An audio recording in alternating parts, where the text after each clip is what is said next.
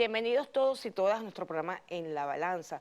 Hoy contamos con la presencia de una brillante mujer venezolana. Estamos hablando de la diputada Ilenia Medina, que nos acompaña, secretaria general nacional del Partido Patria para Todos, también vicepresidente de la Comisión de Política Exterior de nuestra Asamblea Nacional y miembro, además, de dos comisiones especiales muy importantes, una relacionada con la defensa y recuperación de nuestro Esequibo, y la otra que está relacionada con la evaluación de las acciones en relación a las confesiones del expresidente Donald Trump en relación a las agresiones que Estados Unidos planificó y ejecutó contra Venezuela. Bienvenida, diputada, a nuestro programa En la Balanza. Bueno, ampliamente agradecida por esta invitación de estar acá, compartir con ustedes En la Balanza, que de verdad es uno de los mejores programas, si no el mejor, de ese corte de análisis político, jurídico, nacional e internacional, y estoy segura, porque lo sabemos por la información que tenemos, que es uno de los que más provecho tiene el pueblo venezolano en su formación, que debe ser permanente. Bueno, gracias por ese honor. Yo quiero también hablar con la diputada, porque entre otras cosas, como ustedes saben, ella es diplomática de carrera, embajadora de carrera, y además una mujer muy estudiosa del tema internacional. Hay debates, diputada, que están pendientes a nivel internacional y nacional en relación a los conflictos que se generan en estas agresiones producto de la guerra híbrida que se está aplicando contra Venezuela y contra otros países, pero particularmente contra Venezuela. Y hay debates que se tienen que dar, están pendientes en relación a la modificación, a la reestructuración de la normativa internacional, de las instituciones internacionales y también de algunos aspectos nacionales en relación a la defensa y seguridad de la nación. Pero antes de comenzar con este tema, yo quisiera abrir con la participación de la vicepresidenta, la doctora Delcy Rodríguez Gómez, recientemente en la cumbre amazónica en representación del presidente Nicolás Maduro, en cuya cumbre, pues por supuesto, planteó algunos ejes temáticos importantes para la región y para el planeta, en función de la preservación de la vida, en función de la preservación de la garantía de las futuras generaciones. Y yo quiero que el director nos permita una parte de la intervención de la doctora Delcy Rodríguez y luego, diputada, me comente y me analice, digamos que no solamente la intervención de la vicepresidenta en nombre del presidente de la República, sino de quienes participaron, porque hubo elementos que son importantes de analizar en cuanto a los deberes en la región y las alertas también que se arrojan desde incluso gobiernos progresistas. Nos vamos al video, por favor, director.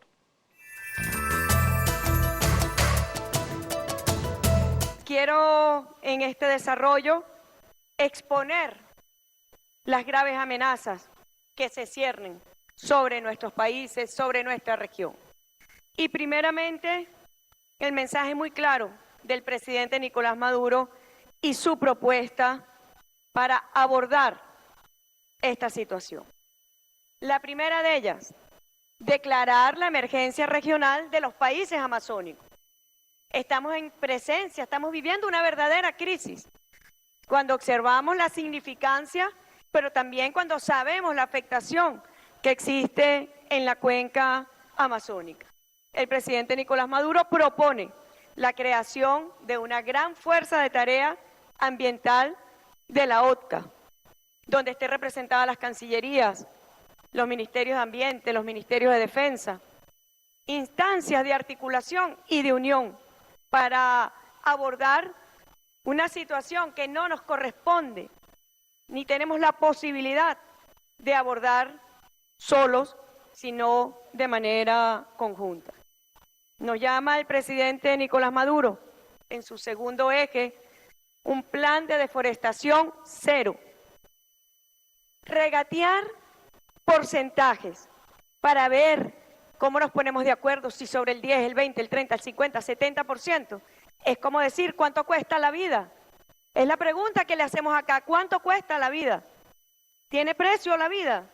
Creo que debemos abordar esto de una manera realmente urgente, que este plan de deforestación cero nos permita mapear las áreas críticas tener una verdadera tasa de deforestación, área de cobertura forestal, entender la emisión verdadera de los gases invernaderos y tener prácticas sostenibles como alternativa económica.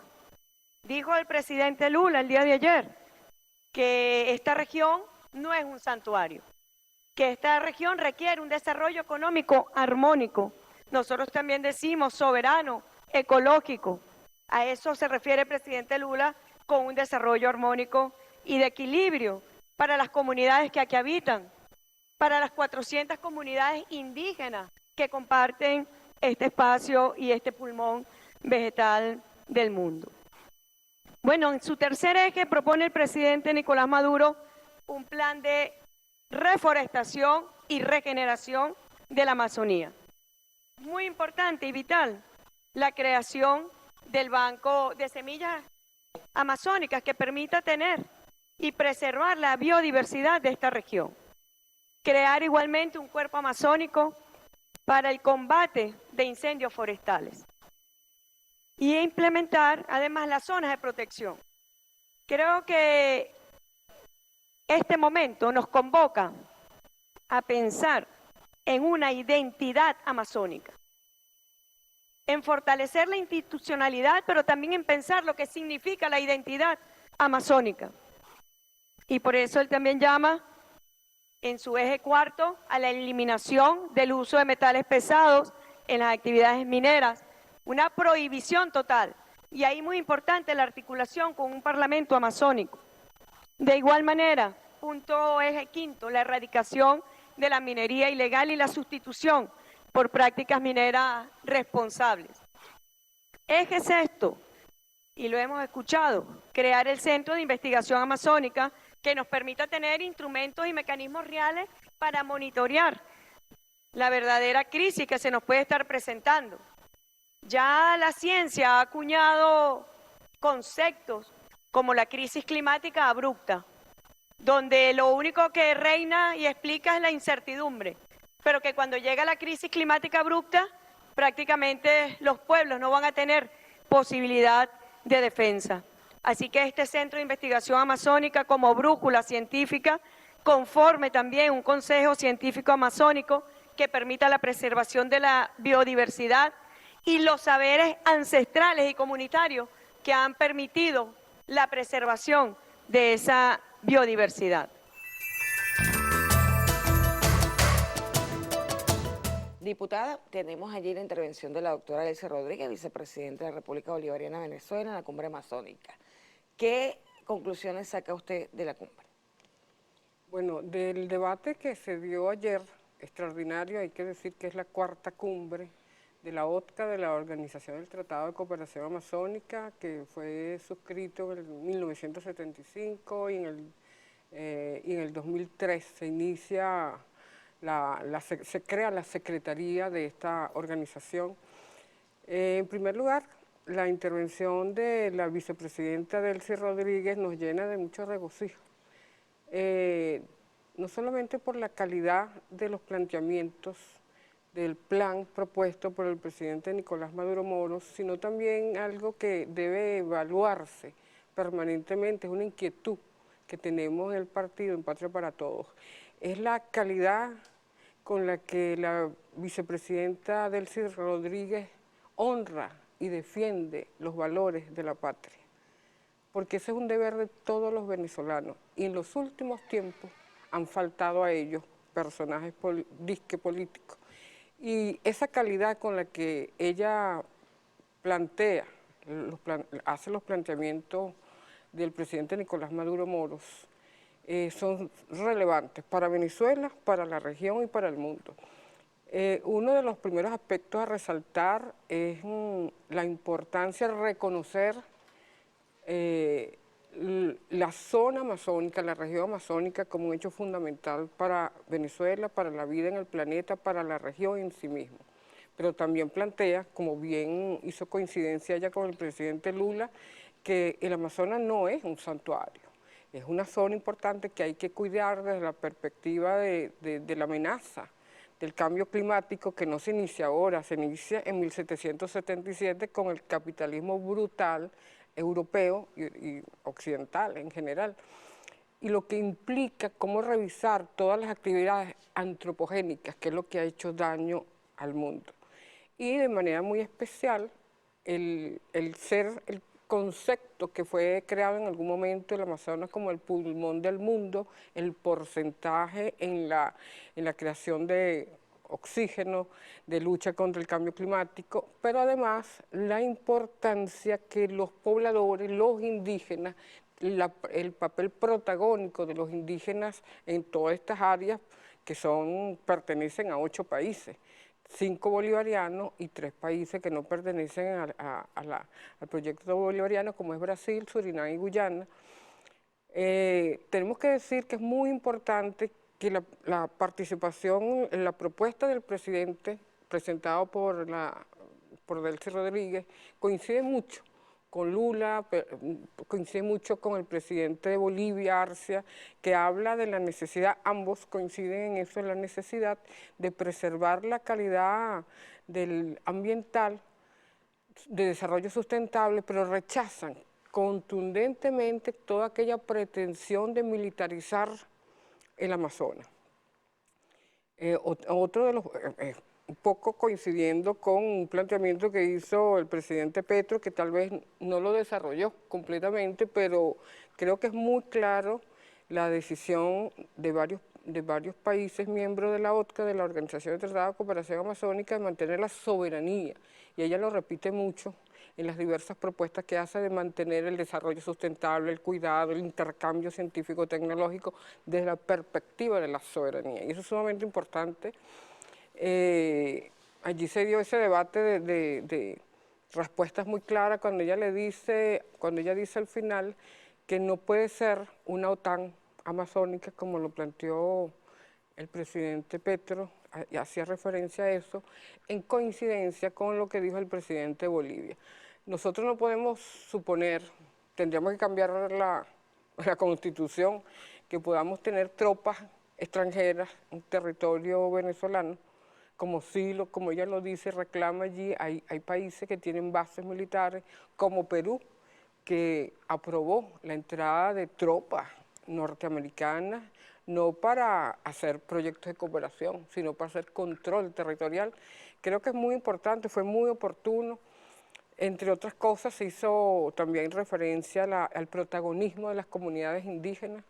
Creo que ese es uno de los temas que durante Bolsonaro no fue tomado en consideración, no se activó OTCA. OTCA es una organización que existe, está el Parlamento Amazónico, y regularmente desde la Secretaría todos los planes de desarrollo que ha venido planteándose la organización del tratado, los 8 países, debe tener consecuencias, debe ser sistemáticamente atendido, y durante el gobierno de Bolsonaro, Brasil, que tiene la mayor cantidad de territorio amazónico, eso fue desconocido, fueron altos niveles de deforestación gravísimos. Ya Brasil, fíjate tú, cuando yo estuve en Brasil, prestaba servicio diplomático, Brasil era muy cuestionado por los países de Europa por justamente los niveles de deforestación.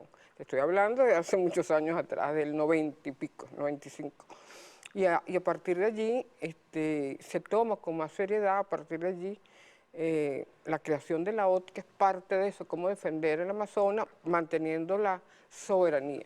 Y dentro de los proyectos nos parece muy importante lo que ella presentó, es el Banco Semilla para defender lo que es justamente la semilla de la zona amazónica, enfrentando a las transnacionales alimentarias y de los laboratorios farmacéuticos que han tratado, utilizando a las ONGs, que son un peligro. Es la tercerización, como yo lo señaló, que me parece muy correcto el criterio.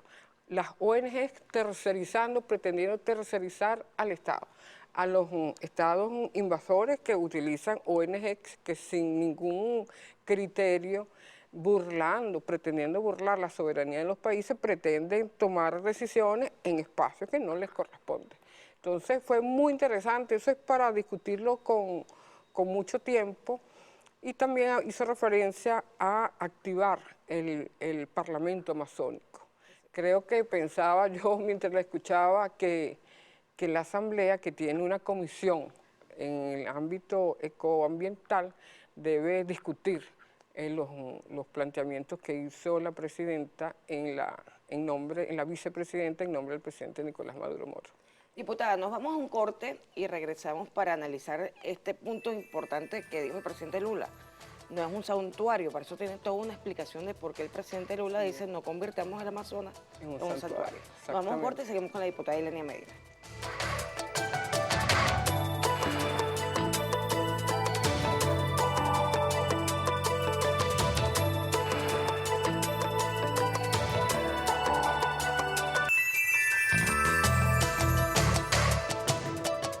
Continuamos en la balanza conversando con la diputada Ilenia Medina. Recordemos que la diputada es además embajadora de carrera y está en la vicepresidencia de la Comisión de Política Exterior de la Asamblea Nacional, además en 2 comisiones especiales de importancia en cuanto al objetivo que persiguen, que es la defensa del Esequibo, la recuperación del Esequibo y la defensa de la integridad territorial y de la dignidad de la nación, por las agresiones confesadas por el expresidente Donald Trump.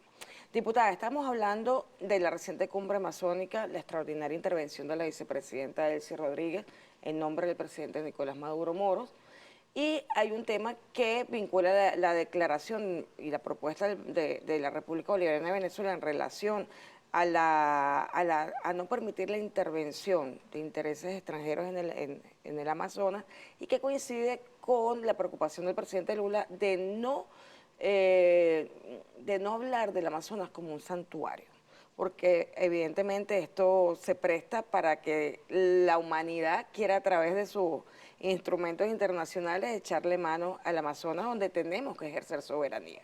Cuéntanos cuál es su opinión al respecto. No, que es totalmente correcto el planteamiento del presidente Lula, porque antes de la OTCA, Estados Unidos pretendió proponer en Naciones Unidas que se creara una fuerza para proteger el Amazonas y ellos, por supuesto, encabezando. Es decir, apoderarse de la biodiversidad, que es una de las más importantes del mundo, la más importante, la más rica que tiene el mundo, está en el Amazonas, en todo el pulmón, donde 8 países tienen espacios territoriales, aprovecharse o apoderarse del agua dulce y toda esa riqueza medioambiental, biodiversa.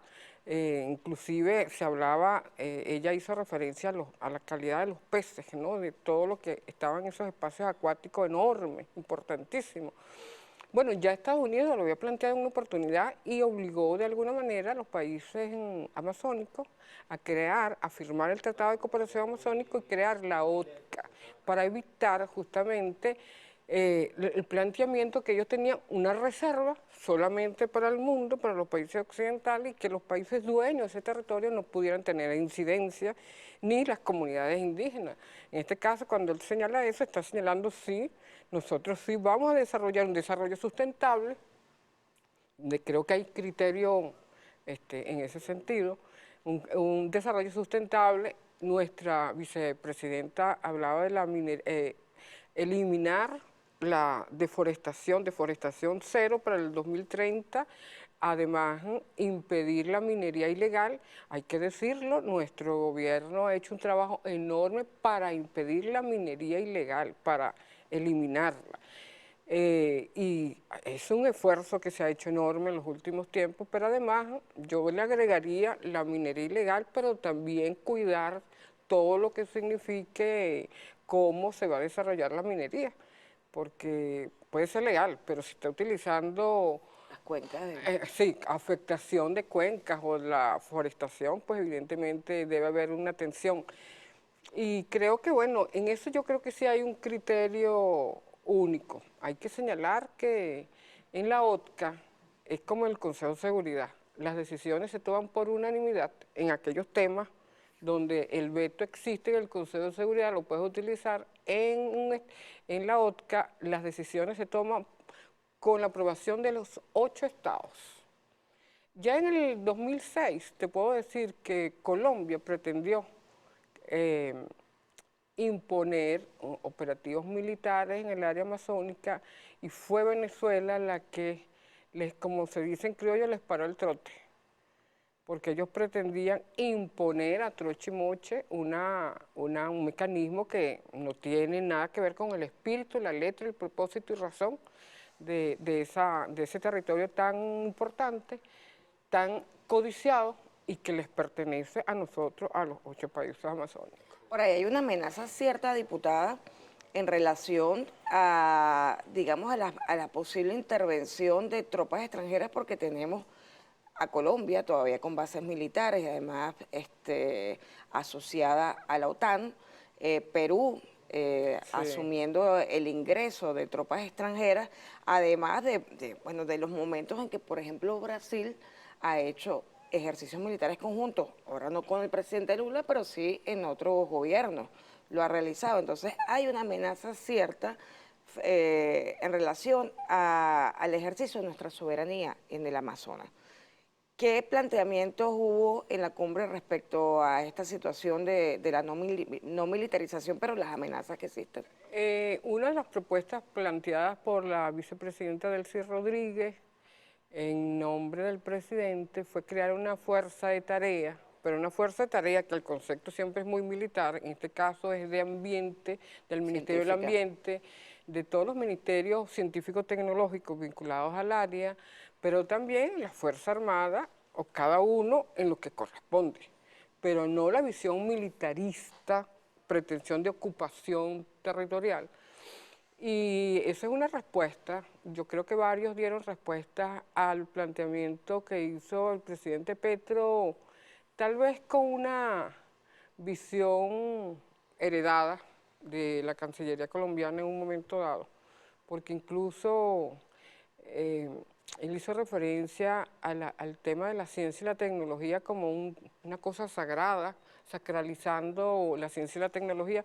Nosotros creemos profundamente en ese instrumento en tanto y en cuanto esté orientado a garantizar la soberanía, la paz, la sustentabilidad, porque recordamos que hace poco se cumplieron 78 años del lanzamiento de 2 bombas nucleares, las únicas afortunadamente en el mundo, contra Hiroshima y Nagasaki, y todavía el criminal, el país que cometió ese crimen, primer crimen de tal magnitud, lo cometió Estados Unidos y sus seguidores no dicen nada sobre eso. Entonces, la ciencia, en tanto y en cuanto garantice la paz, la vida. Y la vida.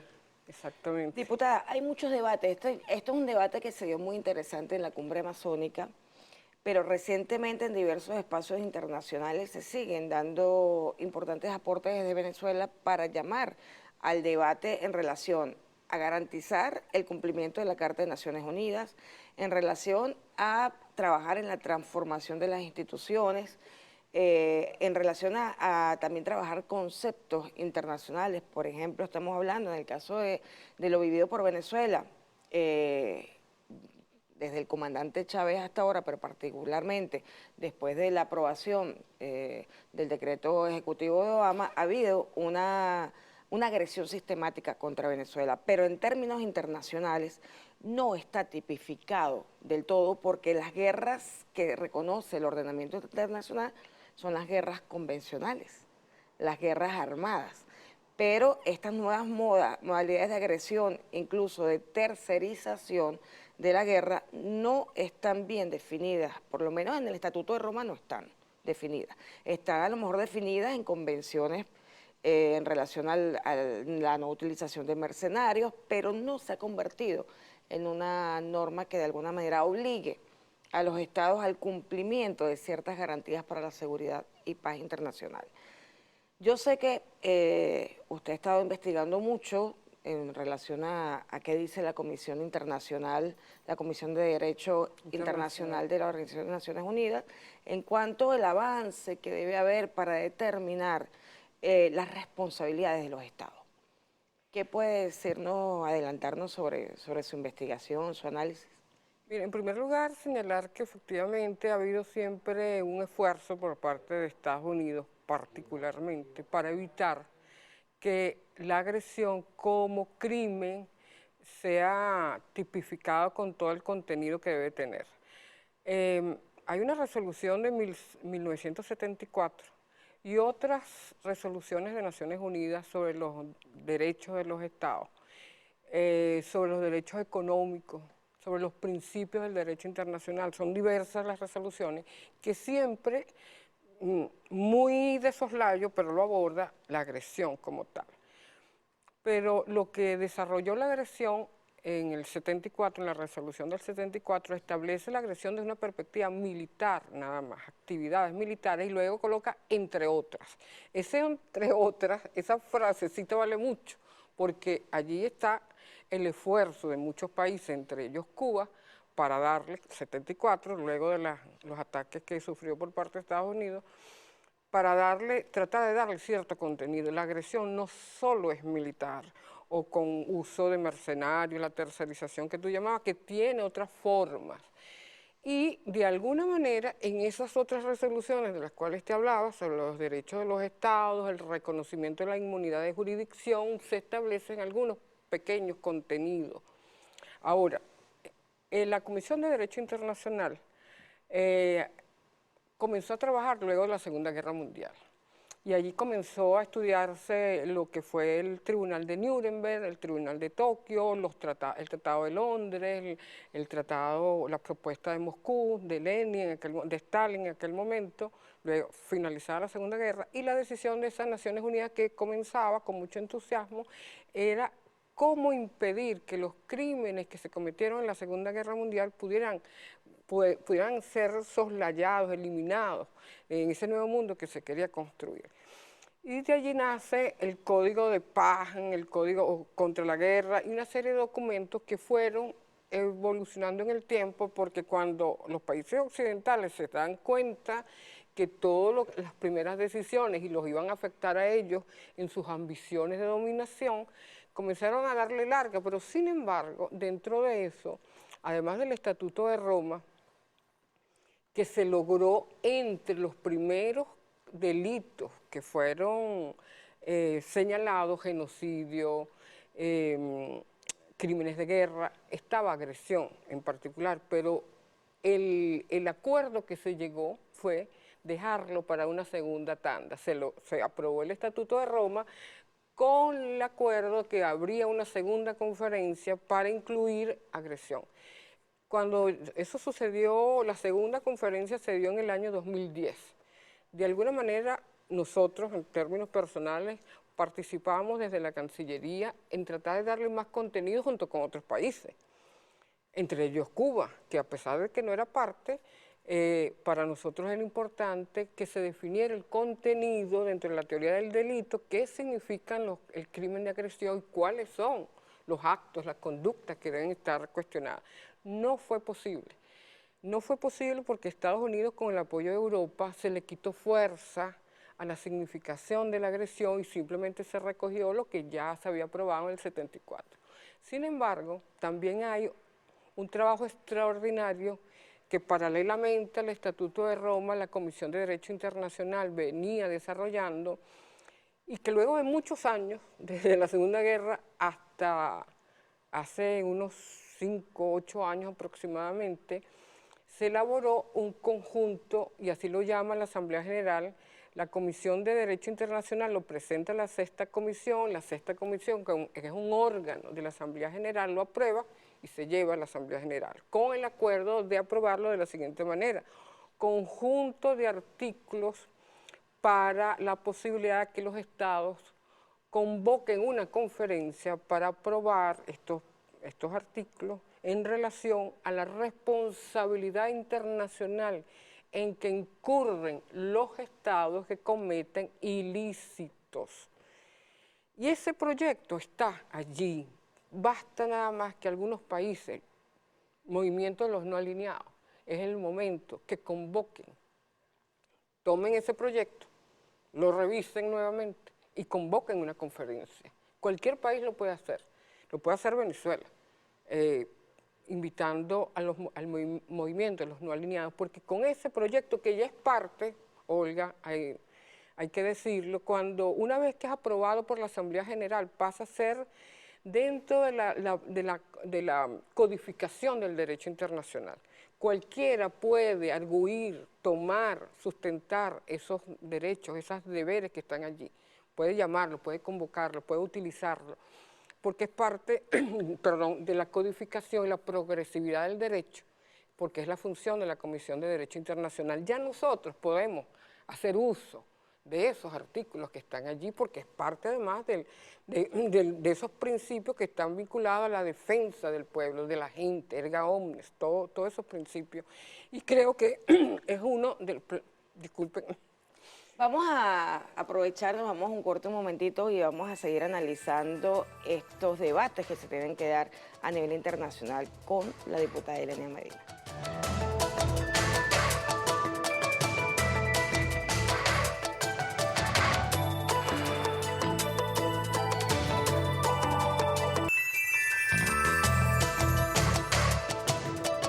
Seguimos en la balanza con la diputada Ilenia Medina, miembro de la Comisión de Política Exterior, vicepresidenta de la Comisión de Política Exterior, miembro también de diversas comisiones especiales, entre ellas la Comisión para la Defensa y Recuperación del Esequibo y la comisión que analiza las confesiones de Donald Trump en relación a las agresiones contra Venezuela.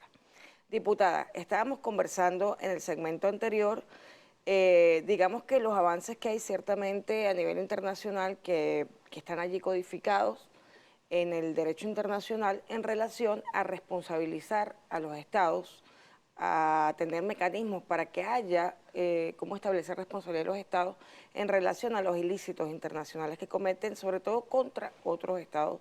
Los organismos internacionales y, mira, en relación a Putin, porque es muy peculiar, miembro del Consejo de Seguridad, además, Rusia. Ahora se va a dar en Sudáfrica la conferencia, la cumbre de los BRIC. ¿Y qué hace la CPI? Le recuerda a Sudáfrica que si Putin va para allá, asiste a la conferencia, debe ser detenido. Y yo digo, ¿y qué derecho tiene el fiscal para pedirle a Sudáfrica que detenga al presidente ruso cuando Rusia no es parte del estatuto? ¿Por qué va a obligar a Sudáfrica a cometer un delito, una irregularidad? Eso es como pedirle a Rusia que le aplique a Sudáfrica un tratado del cual Sudáfrica no es parte. Y eso es el punto. Entonces, para colocar un ejemplo, en el caso de Venezuela, bueno, mira, Juan González, que es uno de los asesores principales de Biden, señaló que las medidas coercitivas unilaterales, las sanciones, como ellos dicen, que han aplicado a Venezuela son las más robustas. Robustas semánticamente quiere decir que son las más criminales que le han aplicado a algún país. Eso lo dijeron ellos, no lo estamos diciendo nosotros, cosa que es cierto. Sin embargo, la segunda, fíjate tú, en la CPI, en la Corte Penal Internacional hay dos casos. Uno, que introdujeron los países del Grupo de Lima, ya inexistente, todos cayeron, ahí está todavía alguien ahí en Perú, que llevaron ese caso preparado por las órdenes del Departamento de Estado, lo hizo Almagro, un personaje triste y vergonzoso, y lo llevaron a la Corte Penal Internacional. Y eso es lo que está tratando de hacer posible el fiscal Karim Khan, que da vergüenza. Pero, sin embargo, el segundo caso que presentó nuestro gobierno en defensa de la República y en defensa de los derechos de nuestro pueblo, no lo ha activado. El Venezuela 2, que es el caso de la Venezuela 2, por oficio. Nada más, Karim Khan ha tenido que recoger lo que dijo Trump, pero lo que dijo Elliot Abrams, que dijo hay que hacerlo, hay que hacer que caiga, lo que dijo Bromfield. Es decir, es la tortura descrita además con regodeo, y son personajes funcionarios públicos que deben ser detenidos, deben ser enjuiciados. Por eso, nada más por eso, que de oficio ese señor ha tenido que actuar, y lo puede hacer, y no lo ha hecho. Recuerda que Trump amenazó a la fiscal Feta Bensouda, la sancionó, sí, porque ella pretendió, en el parecer de Donald Trump, enjuiciar a las tropas norteamericanas que llegan a un país a invadir, a hacer daño, a violar a mujeres, niños, a robar, a hacer todo lo que... Entonces, nosotros es poco lo que se puede hacer en ese orden que está muriendo, y que creemos, confiamos en ese nuevo orden que se está construyendo de los BRICS con Rusia, China, Irán y todos los países, África, etcétera. África está resurgiendo y nos emociona mucho. Pero sí podemos hacer cosas en el orden interno, porque para que esa agresión es importante que nuestro pueblo lo sepa.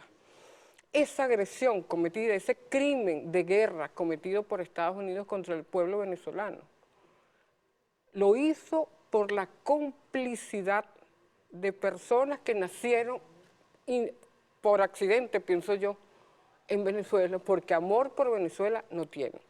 Cuando piden ataques militares, porque esta señora que anda por allí inhabilitada y pretende que voten por ella es un engaño porque es parte de lo que es el fascismo.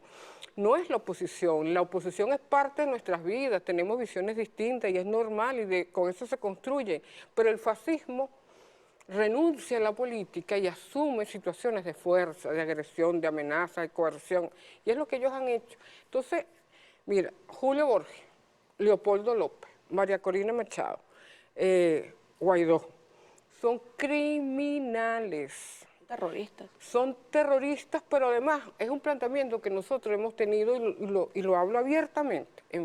Y estamos obligados, todos los nacidos en esta tierra, tengan la posición política que tengan, estamos todos obligados a defender nuestro país.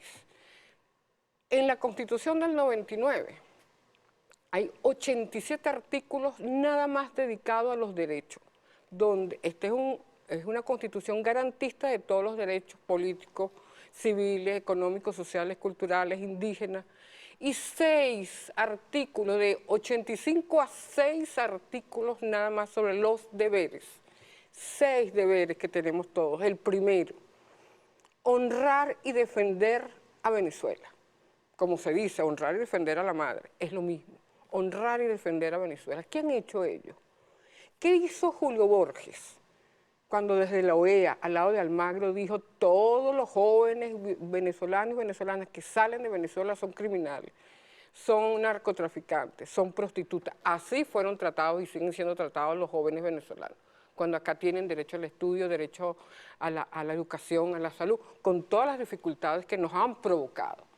Cuando esta señora por eso fue inhabilitada, siendo diputada, aceptó la invitación de Panamá para ir a la OEA a pedir un ataque militar contra Venezuela. ¿A quién se le ocurre? El primer deber de un venezolano, el primer artículo que se define en la Constitución es honrar y defender a la patria, proteger la nacionalidad, proteger la soberanía, la autodeterminación, las riquezas. Todos estamos obligados a hacerlo. Y cuando faltas a eso, y no solamente faltas a eso, sino que te haces cómplice de los enemigos que quieren destruir la República, por su historia, por su modelo, por su riqueza, te conviertes en traidor a la patria. Y eso tenemos que discutirlo. Venezuela es el país, junto con Bolivia, que tiene menos sanciones para los delitos de traición a la patria. Pero Estados Unidos, que es la cuna de la democracia, tiene 3. Pena capital, cadena perpetua, despojo de la nacionalidad, por cualquier cosa. Porque si tú eres, yo he estudiado ese tema y de verdad me sorprende que si tú eres diplomático norteamericano, terminas tu función y te vas a otro país y aceptas un trabajo, un servicio público en otro país, te retiran la nacionalidad, por eso. Pero en Venezuela se han cometido todos los crímenes y estas personas siguen siendo venezolanos. No puede ser. Naciones Unidas, que mucho estudió el tema luego de la Segunda Guerra Mundial, se aprobó la Convención de 1961, y yo le digo, no a los opositores que pueden pensar lo que quieran, a los fascistas. Estúdiense la Convención de Naciones Unidas de 1961 para reducir la apatridia. ¿Qué es lo que dice? Pide a todos los países que reduzcan la apatridia, es decir, que no haya la menos cantidad de personas sin nacionalidad, pero le reconoce al Estado que cuando una persona es desleal con su país, con los vínculos, porque la nacionalidad es el vínculo de derechos y deberes con el país que te vio nacer. Y dice Naciones Unidas que cuando un ciudadano rompe sus vínculos afectivos y espirituales de lealtad, el Estado tiene el derecho de, por esa disposición, de retirar la nacionalidad. Ya ellos lo perdieron, porque una persona que maltrata a los hijos, el Estado ¿qué hace? Abusa de ellos, los golpea, los atropella, los abandona. ¿Qué hace el Estado en el mundo entero? Le quita los derechos de paternidad y de maternidad. Igual debe suceder en Venezuela, porque la Constitución del 99 recogió lo que había en ese momento, cuál era la situación. Yo creo, perdón, diputada, yo creo que en el imaginario del constituyente del 99 no estaba lo que iba a ocurrir luego, lo que está ocurriendo en este momento. Eso es lo que quiero explicar. Imaginarse, digamos que lo que iba a suceder, lo que estamos viviendo ahora en relación a la complicidad en atentados terroristas, en agresiones militares, en asfixia al pueblo venezolano de la manera más a la cruel. autodeterminación de nuestro pueblo, del supuesto gobierno interino. Es un delito terrible porque nos desconoce a nosotros. El constituyente nunca pensó que siendo nosotros hijos e hijas de los libertadores, alguien, una persona, se le pudiera ocurrir las barbaridades que han hecho. Por eso es que en esa visión humanística de reconocer nuestra historia, nunca pensó que pudiera haber gente de esta naturaleza, ¿no? Nos va a tocar ya cerrar porque me están haciendo señas, pero sí es bueno aclarar lo siguiente. Digamos, yo he visto en las redes sociales que hubo muchos comentarios respecto a este análisis que usted hizo en algunos programas, en algunas entrevistas. Ciertamente es un tema a debatir. Es un tema a debatir. Eso es lo que invitamos nosotros.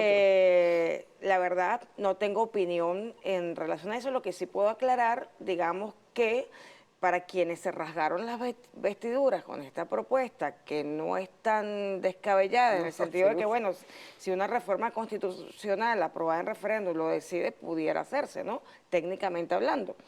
Pero lo cierto es que la Constitución de Venezuela, según el constituyente del 99, sí retira la nacionalidad a los naturalizados. E incluso puede darse un supuesto en que un naturalizado no tenga otra nacionalidad, porque, por ejemplo, hay países que no admiten la doble nacionalidad. Si tú eres originario de un país que no admite la doble nacionalidad y te naturalizas venezolano, pierdes la nacionalidad de origen. O sea, te quedarías después. Eso sí, en Venezuela es digamos que un castigo o una pena que tiene que ver con un juicio penal. Claro. Y una vez que termine la condena, es decir, yo no puedo quitar la nacionalidad hasta que no termine de cumplir la condena, porque si no me pueden pedir la extradición. No, claro. Entonces, digamos que hay elementos que ya se trataron en el 99 y que están en la mayoría de los ordenamientos jurídicos de la región, que es el tema del castigo con eliminar la nacionalidad a los que están naturalizados. Varios países de la región tienen, incluyendo Colombia, si se da en el marco, si el acto contra el país, la traición, se da en un momento en que ese país esté en guerra, hasta cadena perpetua.